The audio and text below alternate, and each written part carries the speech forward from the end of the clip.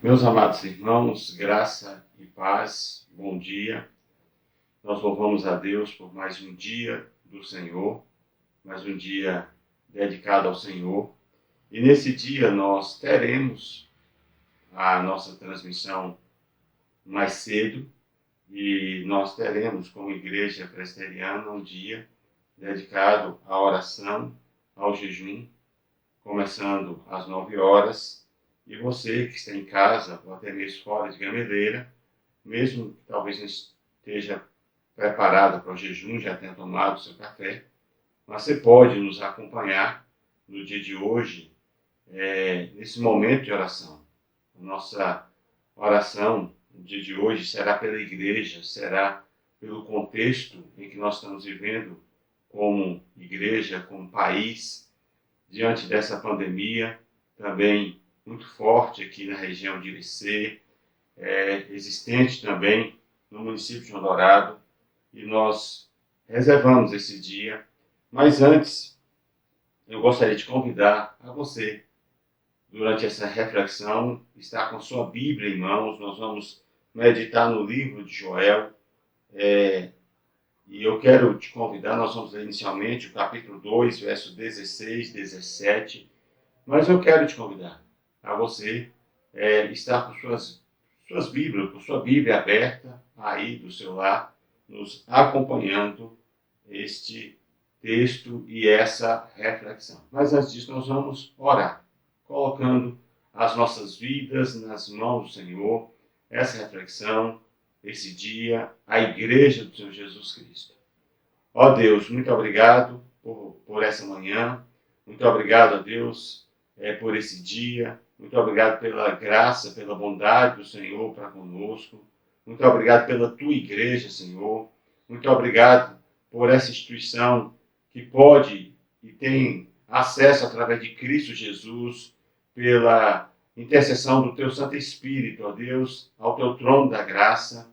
E nós queremos pedir que o Senhor fale, ó Deus, aos nossos corações, que o Senhor nos conscientize, que o Senhor nos abençoe e que nós possamos, ó Deus, ter um dia realmente, ó Deus, voltados para o Senhor e que o Senhor possa, ó Deus, atender às nossas orações. Abençoa-nos, ó Deus, nesse momento de reflexão, tirando todo impedimento, todo empecilho, tudo aquilo que possa, ó Deus, atrapalhar, ó Deus, o entendimento da tua palavra.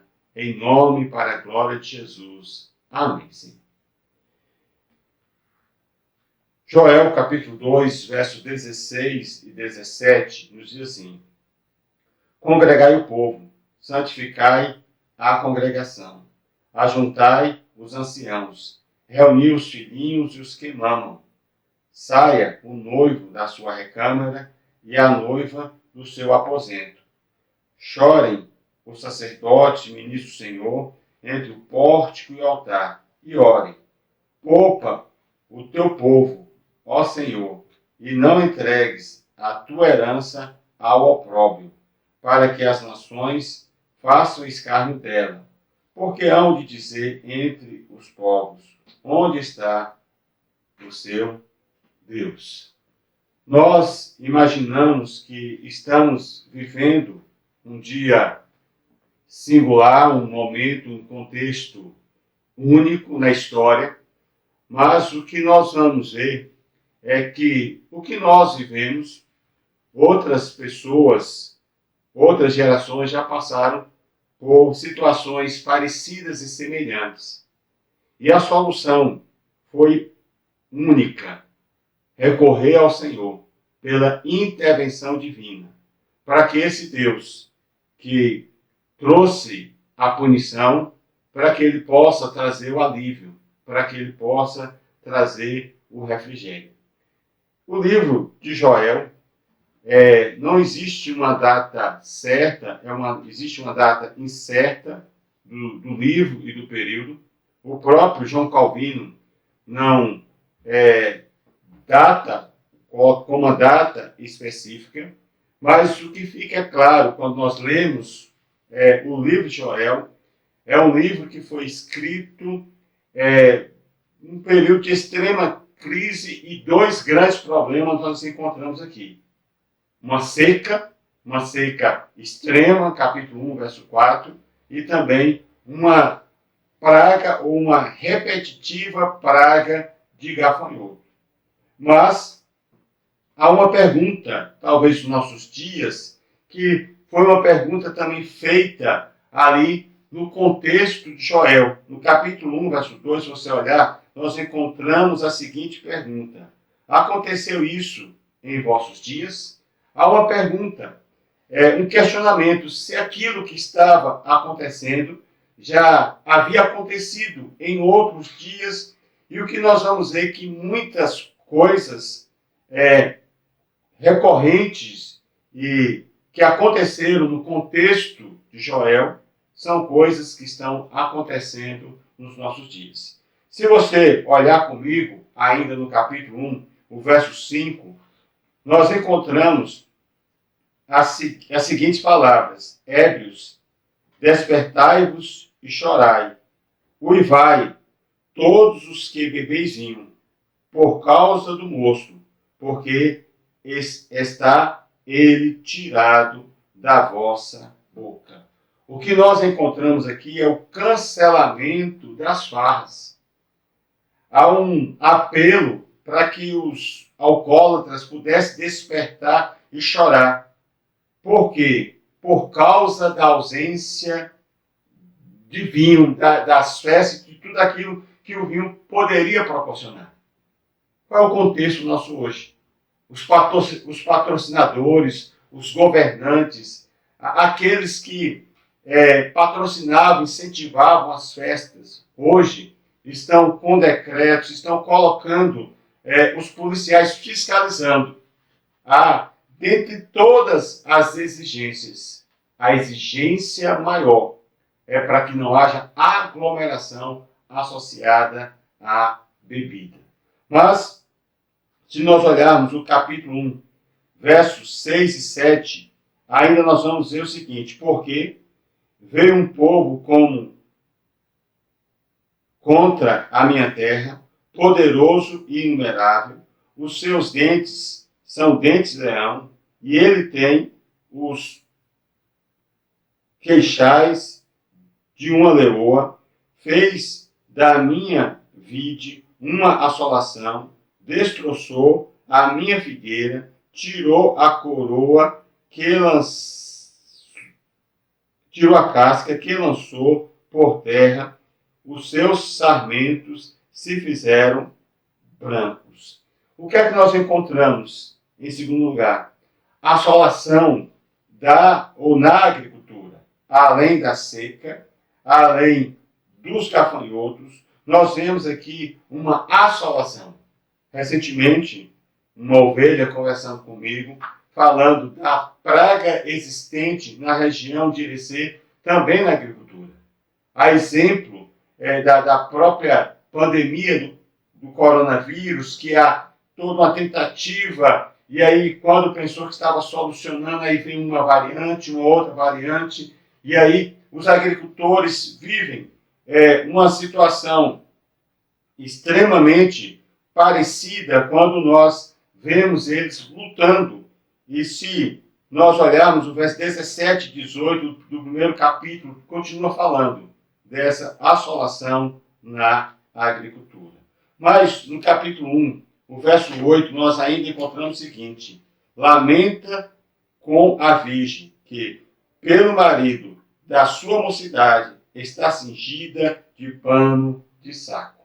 A outra coisa que nós encontramos aqui são mortes inimagináveis.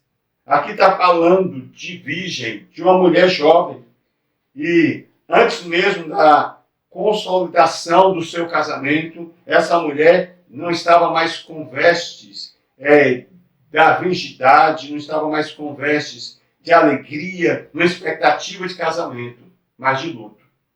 Quantas mortes inimagináveis. Não apenas por essa pandemia do coronavírus, mas quantas mortes, quantos órfãos, quantas crianças, quantas pessoas ainda jovens, quantas famílias pastorais, quantas igrejas que estão em luto porque pessoas aparentemente saudáveis em pouco tempo já sendo sepultadas e igrejas, famílias, comunidades assustadas, como nós temos visto na sede do nosso município. Porém, quando nós chegamos no capítulo 1, verso 9 e 16, mas o verso 9 diz assim: cortada está da casa do Senhor a oferta de manjares e a libação. Os sacerdotes, ministros do Senhor, estão enlutados. O que é que nós encontramos aqui? É que não mais estava existindo as ofertas de manjares e a libação na casa do Senhor, uma das formas de celebração de culto. O que nós podemos colocar aqui que havia um cancelamento das cerimônias religiosas. Nós ouvimos falar do cancelamento e da proibição em países muçulmanos do culto cristão, em países comunistas, mas nós não ouvíamos ou não imaginávamos que nós ouviríamos que o Supremo Tribunal iria discutir esse assunto, que haveria cancelamento, ou até mesmo igrejas tomando iniciativa de fechar as portas. Então, semelhantemente aos dias de Joel, nós vemos cancelamentos de cerimônias religiosas. Mas quando nós chegamos ao capítulo 2, o verso 1, nós vemos a urgência de uma convocação. Tocai a trombeta em Sião. Quando nós chegamos no verso 15, há uma repetição mostrando essa urgência. Tocai a trombeta em Sião. A trombeta tocada era um sinal de convocação urgente, convocação para a guerra, convocação para uma reunião da comunidade, de uma cidade, de uma população. E aqui há uma ordem para que pudesse tocar a trombeta em Sião, a trombeta em Jerusalém, que houvesse uma convocação urgente, para que o povo voltasse para Deus, diante da seca, da praga dos gafanhotos, do cancelamento das farras, da assolação na agricultura, das mortes inimagináveis, viúvas, ao invés de consumação dos seus casamentos, já em luto, e cancelamento das cerimônias religiosas. E aqui há uma convocação para o retorno dessas cerimônias religiosas. E quando nós chegamos no versículo de número 14 do primeiro capítulo, nós encontramos, deixa eu abrir aqui, 14,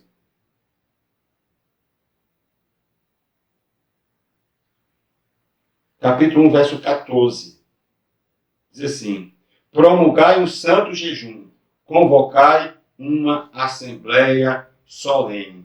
A convocação, e quando nós vemos capítulo 2, do verso 2 ao verso 14, também nós encontramos o seguinte, a partir do 12, assim, ainda assim agora mesmo diz o Senhor, convertei-vos a mim de todo o vosso coração, isso com jejuns, com choro e com pranto. Rasgai o vosso coração e não as vossas vestes, e convertei-vos ao Senhor, vosso Deus, porque Ele é misericordioso e compassivo, e tardio em irar-se, e grande em benevolência, e que se arrepende do mal. Quem sabe, se não se voltará, e se arrependerá, e deixará após si uma bênção, uma oferta de manjares e uma libação para o Senhor, vosso Deus. O que é que nós encontramos aqui nessa convocação?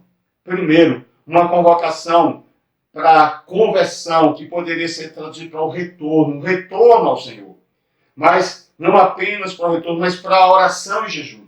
Há uma convocação para que esse povo voltasse para o Senhor. Esse povo que estava não apenas assolado na questão da geografia, na questão social, na questão familiar, na questão eclesiástica, mas estava assolado no âmbito espiritual. E há esse apelo pelo retorno ao Senhor. Uma conversão genuína ao Senhor. Isso com jejum, isso com pranto. E é essa ordem que nós vemos aqui. E quem? A ordem era para convocar quem? Quando nós chegamos no versículos que nós lemos, verso 16, 17, verso 16, começa falando: congregai o povo. A ordem é: congregai o povo. Aqui, o congregar aqui está no imperativo. E congregar aqui é reunir. Eu quero usar até uma linguagem apenas dentro da versão em português. Se nós olharmos reunir, se a gente tirar o ré, nós encontramos a palavra unir. Muito mais do que uma reunião, há uma necessidade urgente de uma união entre esse povo, muito mais do que um congregar, mas do estar reunido, mas unido. E povo aqui poderia ser nação. Se a gente tirar o N, nós encontramos ação. Um povo reunido em ação. Os membros de um povo, os compatriotas, a igreja do Senhor. E a convocação para a igreja presbiteriana e muitas outras igrejas estão em oração com convocações parecidas para que no dia de hoje nós não possamos apenas nos reunir como nós faremos, mas que nós possamos estar unidos em ação, em oração diante de Deus. Deus está convocando o povo, convocando a igreja através das palavras de Joel, semelhante aos nossos dias. E se há uma semelhança entre os dias de Joel e os nossos dias, há uma necessidade semelhante para que o povo possa estar na presença do Senhor. Meus amados, 9h, nós começaremos com os componentes dos grupos de louvor. Aí depois nós teremos 2 departamentos da SAF, o PH. 4h nós teremos um outro departamento da SAF. Aí nós teremos 18h os adolescentes, 17h os jovens. Nós dividimos para evitar grandes aglomerações, mas que o povo possa vir. E você está convocado. Nós estamos convocados pela palavra do Senhor, para que nós possamos nos reunir, nos unir e agir, colocarmos em oração. A ordem é para o jejum. A ordem aqui é para retornar ao Senhor, para que nós possamos nos voltar para o Senhor. Mas o verso 16 diz: congregai o povo. Mas muito mais do que o congregar, reunir o povo. O profeta continua dizendo: santificai a congregação. Santificai a congregação. Convocai uma assembleia solene. Capítulo 2, verso 14. Convocai uma assembleia solene, mas aqui de santificai o povo. E também é um imperativo, mas aqui trazendo uma ideia de intensidade. Uma intensidade, separar como sagrado, consagrar. Então, é oração, é jejum, é retorno para o Senhor, é busca pela santidade, é busca pela consagração. Meus amados, se nós formos transparentes uns com os outros, transparentes conosco, se nós formos transparentes com Deus, sinceros, nós sabemos que nós estávamos distantes, precisamos voltar para o Senhor. É muito mais do que estar na igreja, é muito mais do que saber se o governo está certo com as leis proibindo o estar na igreja, ou se a igreja está certa em permanecer aberta. Aqui há uma convocação para que esta igreja possa se consagrar, para que essa igreja há uma ordem, para que essa igreja possa se santificar. Nós precisamos, através das nossas orações, através do nosso retorno para o Senhor, para que Ele nos santifique. Então, eu imagino que a principal causa de tudo que nós estamos vivendo, nós somos os culpados. A influência inexistente da igreja, nós somos os principais culpados. Nós precisamos voltar para o Senhor, mas nós somos os únicos que podem estar na presença do Senhor. O povo de Deus é o único que tem esse acesso através de Cristo Jesus, através do Espírito que habita em nós, de termos acesso ao Pai. Porque se nós não fizermos, ninguém vai fazer, as pedras não clamarão, porque a ordem é para mim e para você. Vamos voltar para o Senhor, vamos nos santificar, vamos deixar o pecado, vamos nos consagrar, vamos deixar aquilo que agrada a nossa carne, aquilo que nos seduz através do mundo, as vantagens oferecidas pelo diabo. Achegai-vos a Deus, resistir o diabo, já dizia Tiago, e ele fugirá de vós, mas achegai-vos a Deus, muito mais produtivo do que um inimigo fugindo, é estarmos na presença de Deus, porque Ele é quem nos santifica. E a ordem aqui é para santificação. Mas o verso 16 do capítulo 2 de Joel continua: congregai o povo, santificai a congregação, ajuntai os anciãos. E o ajuntar aqui tem o mesmo sentido. Aliás, no capítulo 1, verso 14, fala de congregai os anciãos. Os anciãos estão naquela fase, imaginando que já trabalharam demais, que já passaram o bastão. Os anciãos, os idosos, estão naquela fase de serem assistidos. E há uma recomendação bíblica para que estes, nessa idade, pudessem ser assistidos pela igreja. As viúvas, as idosas, os anciãos, para que a família se preocupasse. A Bíblia coloca até os meios, primeiro a família, depois a igreja, aqueles que estão no Senhor. Mas diante dessa crise dos dias de Joel aqui, há uma convocação para que esses que estavam sendo assistidos fossem convocados para a batalha. Mas não era para uma batalha bélica militar, mas era uma batalha para juntar, que é o mesmo que reunir, é uma ordem para reunir, para juntar, para interceder. É tempo dos anciãos, dos idosos, deixarem ou pararem na situação que estão. Deus está convocando os idosos, Deus está te convocando para oração, para santidade. Nós precisamos clamar, porque só Deus pode mudar o quadro desse mundo, só Deus pode mudar o quadro desse país, só Deus pode reverter o quadro dessa situação. E não existe, nós vamos ver aqui, uma única faixa etária que pode e que deverá ficar fora dessa batalha de oração em que nós somos convocados para enfrentar. Eu quero falar para você que achou que já tinha passado o seu período, que já trabalhou. Deus está te convocando aqui para oração, para intercessão, para busca do Senhor. Ajuntai os anciãos. Mas o verso 16 diz: congregai o povo, santificai a congregação, ajuntai os anciãos, reuni os filhinhos e os que mamam. Meus amados, aí nós vamos para outro extremo.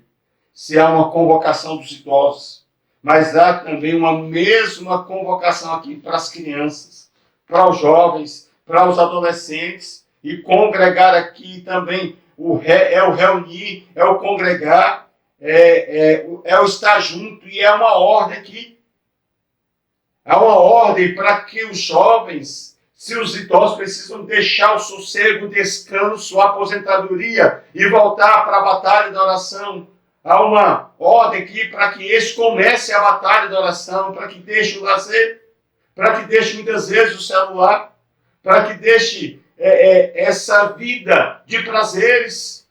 Há uma convocação para os jovens e adolescentes que pertencem ao Senhor. É tempo de batalha. E nós temos visto que é uma praga, é uma pandemia que começou pelos idosos, mas veio uma variante que está atingindo crianças e adolescentes. Os jovens precisam estarem preparados para também encontrar com o Senhor nosso Deus. Mas o que é necessário também, além da conversão, jovens em oração, Deus está te convocando.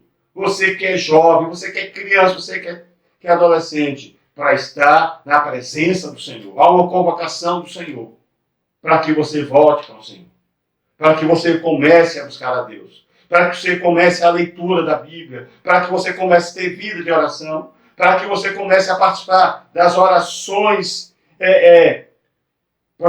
tantas orações individuais como aquelas existentes na igreja. Reunir os jovens.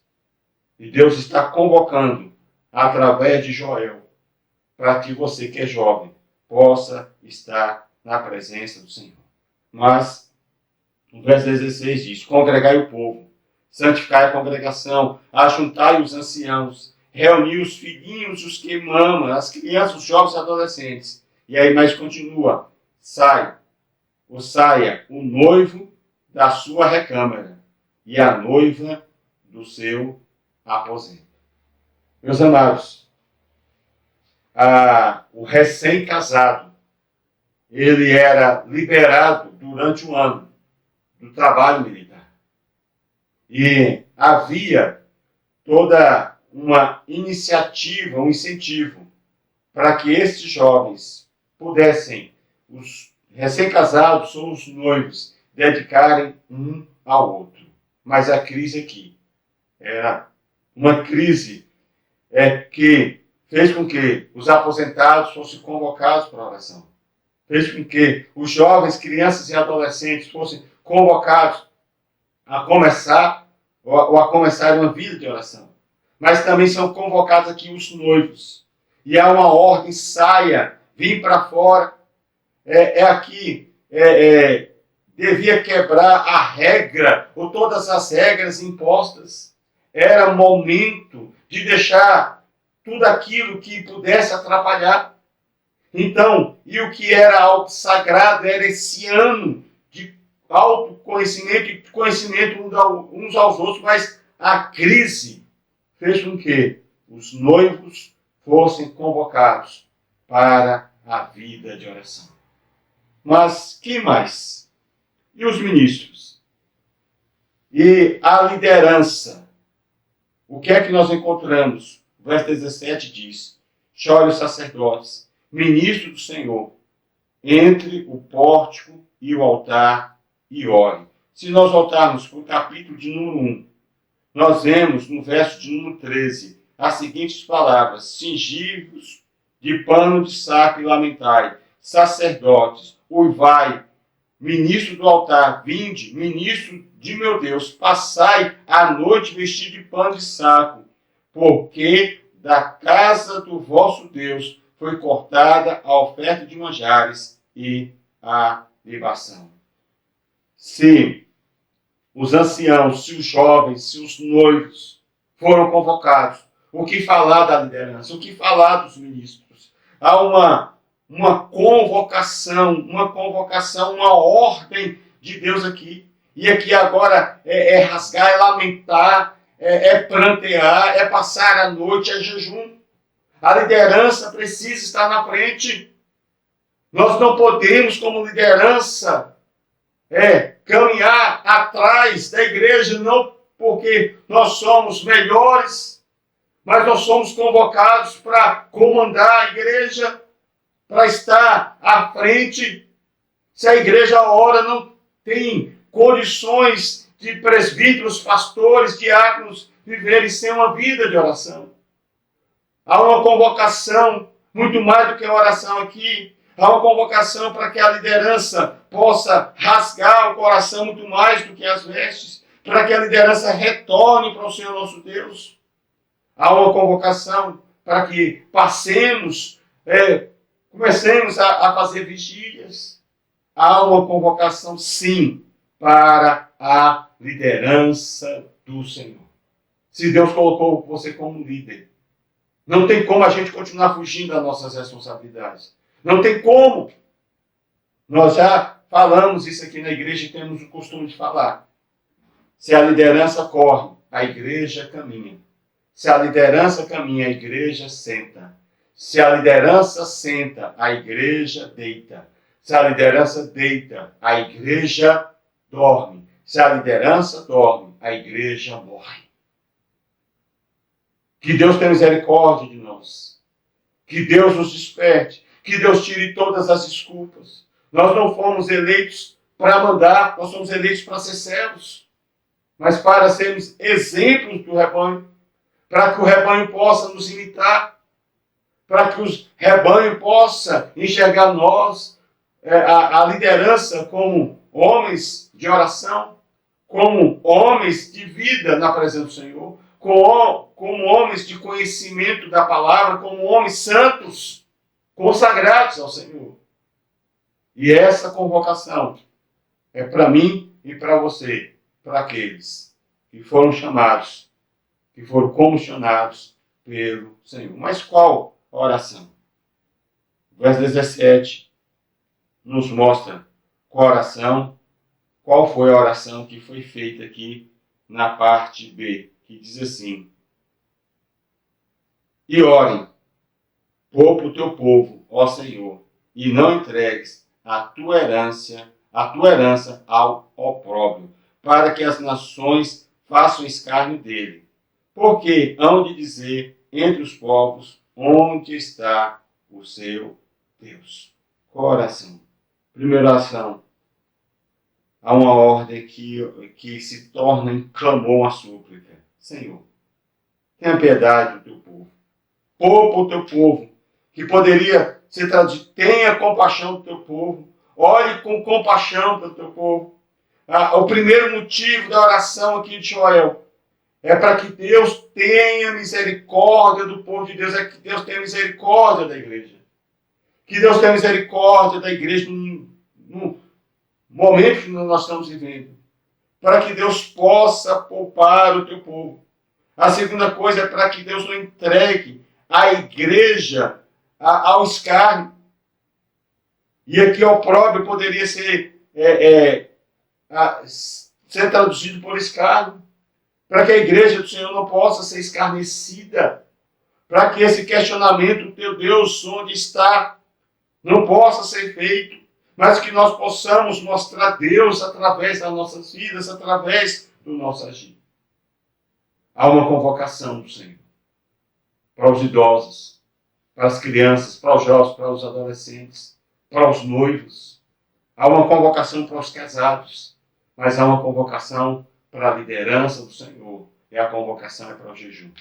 A convocação é para a vida de santidade. A convocação é para o retorno ao Senhor. A convocação é para que nós possamos suplicar, clamar, interceder ao Senhor. Mas o que aconteceu diante dessa convocação, diante da oração?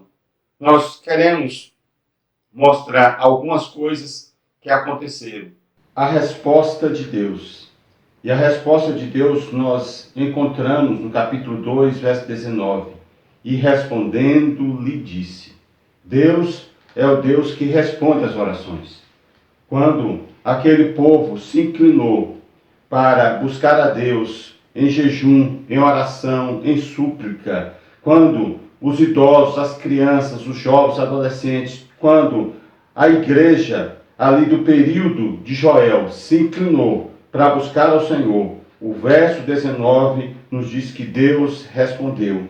E o que é que nós encontramos além da resposta de Deus? O verso 18 nos diz: então o Senhor se mostrou zeloso de sua terra, compadeceu-se do seu povo. Essa resposta de Deus veio com o seu zelo. Zelo aqui trazendo a ideia de um zelo contínuo, de um zelo intenso de Deus. É ter zelo, é ter ciúme, é ter inveja, é Deus se colocar ao lado do seu povo, é Deus se colocar ao lado da sua igreja. E nós vemos essa manifestação de um Deus zeloso e de um Deus piedoso, que fala aqui que ele compadeceu. E compadeceu também tem essa ideia de continuidade, é ter piedade, ter compaixão. Diante da situação em que aquele povo se encontrava, diante de uma palavra dirigida àquele povo, e diante de uma ação de confissão, de súplica daquele povo, Deus respondeu se mostrando zeloso para com o seu povo. Essa é a nossa oração, o nosso desejo. Que Deus se mostre zeloso para com a sua igreja, para que Deus tenha piedade e misericórdia da sua igreja. Se existe algo que necessita, antes mesmo de uma intervenção na sociedade, de uma intervenção através da medicina, é Deus ter piedade da sua igreja. A nossa oração nesse dia é: Deus tenha piedade, Deus seja zeloso, Deus defenda a causa da tua igreja. Porque nós encontramos no final do verso 17, como já falamos, onde está o seu Deus? É um questionamento, muitas vezes silencioso, é um questionamento, muitas vezes, dirigido à igreja do Senhor. E a igreja só obterá essa resposta através da prostração diante do Senhor e Deus se mostrando zeloso, piedoso, tendo compaixão da sua igreja. A nossa súplica, Deus, tenha misericórdia de nós, tenha compaixão. Nós estamos aflitos, nós estamos desesperados, nós estamos apreensivos, nós estamos, Senhor, necessitando da compaixão e da piedade do Senhor. Mas nós encontramos nessa resposta mais algumas coisas que alegram o nosso coração e nos dá motivação a entrar nesse período de oração, de jejum na presença do Senhor. O verso 25 nos diz: restituvos-ei os anos que foram consumidos pelo gafanhoto migrador, pelo destruidor e pelo cortador, o meu grande exército, que enviei contra vós outros. Há uma promessa e houve uma restituição do Senhor de tudo aquilo que havia perdido. Nós vemos aqui no sentido geográfico uma população sendo afetada pela seca, sendo afetada pela pandemia, pela praga dos gafanhotos, um após outro, uma variante após outra. Mas aí nós vemos Deus falando: olha, eu vou restituir tudo aquilo que foi consumido, eu vou trazer de volta e vou restituir tudo aquilo que foi destruído, tudo aquilo que deixou de existir.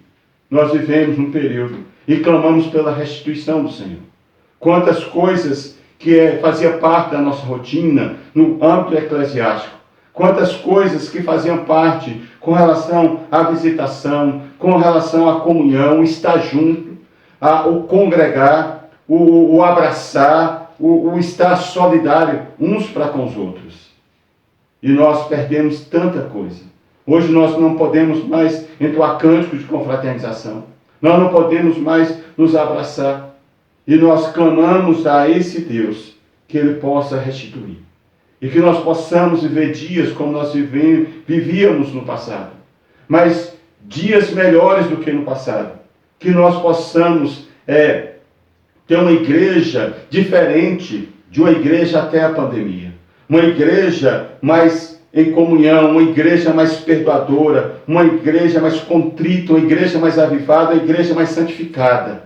Fruto da restituição do Senhor para a sua igreja, para o seu povo. Restitui, Senhor.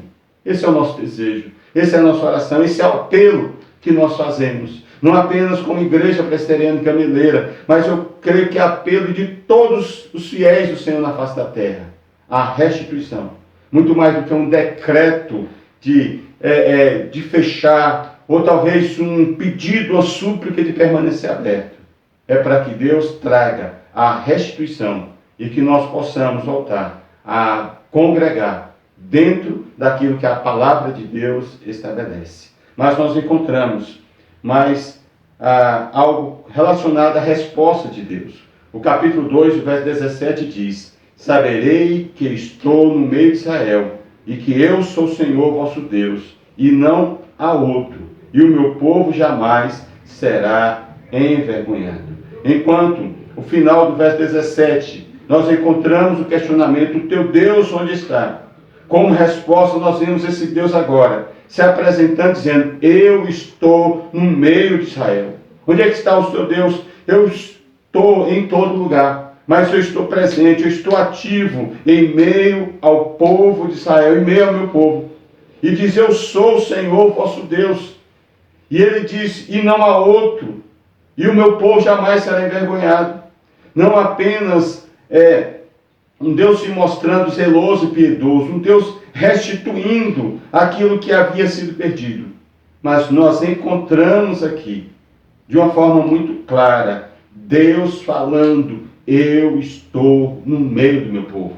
É isso que nós encontramos em Apocalipse capítulo 1. O Deus que passeia em meio à igreja. E nós vemos duas coisas aqui relacionadas a Deus. a onipresença, o Deus presente, o Deus que está com o seu povo, o Deus que habita em nós através do Espírito Santo, o Deus que está com os olhos voltados para o seu povo, o Deus redentor, o Deus, o Cordeiro presente em nosso meio. Mas esse Deus que fala, olha, eu sou o Senhor. E ele diz, e não há outro. É esse único Deus que nós ansiamos, é esse único Deus que nós desejamos, que nós buscamos. A presença desse Deus em nosso meio. Ó Deus, se faça presente. Ó Deus, que nós possamos perceber, que nós possamos sentir, que nós possamos ter essa convicção, que possa ser algo notório, Senhor. A Tua presença, através de nós em nós, nos nossos gestos, nas nossas palavras, no nosso culto individual, coletivo, na nossa comunhão uns com os outros, que nós possamos perceber que o único Deus que existe, o Deus da igreja, possa se fazer presente em nosso meio. Mas nós encontramos como resposta, ainda no verso 28, que diz, e acontecerá depois que derramarei do meu espírito sobre toda a carne. A presença, e aqui no primeiro momento, derramar do Espírito, descer do Espírito, que aconteceu de forma inaugural e de forma coletiva, além dos discípulos, ali no dia de Pentecostes, registrado em Atos. E que começou e continua a encher, a visitar, a derramar sobre vidas. E nós vimos no início dessa reflexão, o Deus convocando os jovens, o Deus convocando os velhos, o Deus convocando os noivos. E aí nós vemos como resposta desse povo que foi convocado, desse povo que esteve em súplica e oração, o derramado Espírito, mas sobre quem? Sobre os vossos filhos e vossas filhas, agora profetizando, falando sobre Deus, falando de Deus. E nós vemos e desejamos que isso se cumpra. E aí fala que os jovens teriam visões. Ó Deus, dê visões aos nossos jovens. Ó Deus, faça com que os nossos jovens abram as suas bocas para falar de Deus em nome de Deus. Derrama do teu Espírito, ó Deus, sobre a vida das nossas crianças, jovens e adolescentes. Mas fala dos idosos que foram convocados para suplicar. E nós vemos aqui que os vossos velhos sonharão. Velhos, talvez que estavam aposentados, pensando em aposentadoria, que já havia guardado o seu bastão, mas agora esses velhos que responderam à convocação e que tiveram a oração, Joel diz que sobre estes voltariam ou passariam a ter sonhos. Ó Deus, dê sonhos aos nossos velhos. Sonhos de Deus, ou dentro dos planos de Deus. Sonho com respeito à obra do Senhor. Ó Deus, tua palavra diz que na velhice ainda dariam frutos. Ó Deus, e que os idosos pertencentes ao Senhor possam ser como videira frutífera, possam estar ainda produzindo frutos. E aí acrescenta uma classe que talvez no primeiro momento, dentro do contexto social, não tinha sido convocada para intercessão, mas eram os servos, pessoas excluídas, pessoas talvez marginalizadas, mas aqui na ação providencial do Espírito, soberana do Espírito, a promessa aqui que os servos começa até sobre os vossos servos e sobre as vossas servas derramarei do meu Espírito naquele dia. Ó Deus, derrama do teu Espírito na vida dos escravos, na vida, ó Deus, daqueles que estão escravizados, ó Deus, da vida desses que não têm tido sonhos, da vida desse, ó Deus, que tem estado sobre a tutela do inimigo, como aqui no passado estava sobre a tutela dos senhores da época. Ó Deus, em nome de Jesus, dê sonho, Deus, a todos aqueles que perderam os seus sonhos e as suas convicções. E nós vemos Deus respondendo à geração de Joel. E é este desejo que nós temos, que Deus possa nos responder. Mas eu queria concluir no capítulo 1, verso 15, com um alerta que nós encontramos, que diz o seguinte: "A que dia? Porque o dia do Senhor está perto."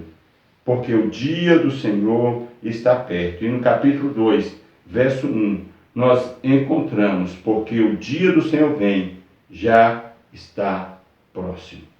Meus amados, nós não podemos definir no primeiro momento que dia foi esse, porque, como nós falamos no início, não há data específica aqui do período de Joel e do período desse livro, do período da história judaica em que esse livro foi escrito.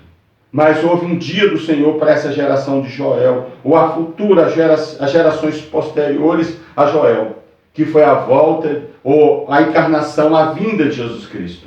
Mas nós estamos próximos da segunda vinda, assim chamada, o retorno de Jesus Cristo, a volta de Cristo para buscar os seus filhos, porque o dia do Senhor vem, já está próximo. Nós estamos e fazemos parte desse remanescente fiel, que ainda o amor, o esfriamento não nos atingiu, e esperamos que Deus possa nos aquecer, que Deus possa nos encher do Espírito na proximidade, a exemplo também dos dias do rei Josias, para que Deus possa avivar e que nós possamos estar fiéis, ou sermos encontrados fiéis na volta do Senhor e Salvador Jesus Cristo. Ó Deus, que nós possamos, nesses últimos dias, voltar para o Senhor, buscar ao Senhor, estar na presença do Senhor. E nós vamos orar para que, muito mais do que estar daqui a pouco na igreja em oração, é para que nós possamos ter vida de oração, termos o visitar do Senhor sobre as nossas vidas. E para que Deus, nos levando ao quebrantamento, gerações, desde os idosos até as crianças, Ele possa nos responder com zelo, sendo piedoso, restituindo aquilo que foi perdido, mostrando ou manifestando a sua presença em nosso meio, mostrando a sua singularidade divina, e também que nós possamos ter o enchimento do Espírito nas nossas vidas e na vida da igreja. Ó Deus, nós clamamos ao Senhor. Nós rogamos, ó Deus, pelo mover do Teu Santo Espírito. E pedimos, ó Deus, para que no nome do Teu Filho amado Jesus Cristo, o Senhor possa ter misericórdia de nós. O Senhor possa, ó Deus, nos visitar. O Senhor possa nos quebrantar. Ó Deus, clamamos, ó Deus, para que no nome do Teu Filho amado Jesus Cristo, ó Pai, o Senhor possa, ó Deus, estar dando sonhos aos idosos, que os jovens, adolescentes e crianças possam estar profetizando, ó Deus, possam estar também tendo sonhos. Ó Deus, que o Senhor possa estar derramando do Teu Espírito na vida dos servos, dos escravos. Ó Deus, visitando a geração adulta. Ó Deus, restaura, ó Deus, essa terra. Ó Deus, restitui, ó Deus, uma vida, ó Deus, congregacional, de acordo às Escrituras para a Tua igreja. Ó Deus, visita e traga, ó Deus, solução diante dessa pandemia enfrentada. Tenha misericórdia de João Dourado, principalmente, ó Deus, da sede, das igrejas que estão ali, ó Deus, das famílias que têm perdido seus entes queridos, daqueles que estão nos hospitais, ó Deus. Nós clamamos a Ti, ó Pai. Nós rogamos, ó Deus, pelo mover do Teu Santo Espírito, por restauração, por cura, por convencimento, ó Deus, pelo conforto do Senhor. Ó Deus, mas leva-nos, ó Deus, à Tua presença. Ó Deus, não porque nós fomos apenas convocados, não como uma penitência, mas inclina os nossos corações à oração, à leitura, ó Deus, a estarmos na Tua presença. Ó Deus, nos proteja, Senhor. Proteja a família do Teu povo, ó Deus. E nós clamamos pela igreja do Senhor. Clamamos, ó Deus, pela liderança. Para que o Senhor coloque a liderança, ó Deus, como alvo, ó Deus, como estando à frente, ó Deus, do Teu rebanho. Ó Deus, como modelo de oração, de leitura, ó Deus, de intimidade contigo, de intrepidez, de unção e de santidade. Ó Deus, nós rogamos ao Senhor. E clamamos, ó Deus, que seja um dia, ó Deus, abençoador, e que nós possamos brevemente, ó Deus, ter a resposta do Senhor às súplicas, não apenas de uma igreja local, mas da igreja do Senhor espalhada pela face da terra, que tem suplicado ao único que tem poder de mudar o quadro que nós estamos enfrentando e vivendo. Ó Deus, nos abençoe. Que a graça do nosso Senhor e Salvador Jesus Cristo, que o amor de Deus, nosso eterno e poderoso Pai, e que as eternas consolações do Divino Espírito Santo estejam em nós e sobre nós, em nome da Trindade Santa. Amém. A Igreja Gameleira, que nós possamos, daqui a pouquinho, 9 horas, estarmos ou começarmos na presença do Senhor. Nós vamos começar pelos grupos de louvores, e depois nós continuaremos até a noite em oração. Que Deus os abençoe em Cristo Jesus. Abraço. Deus esteja contigo e com tua casa.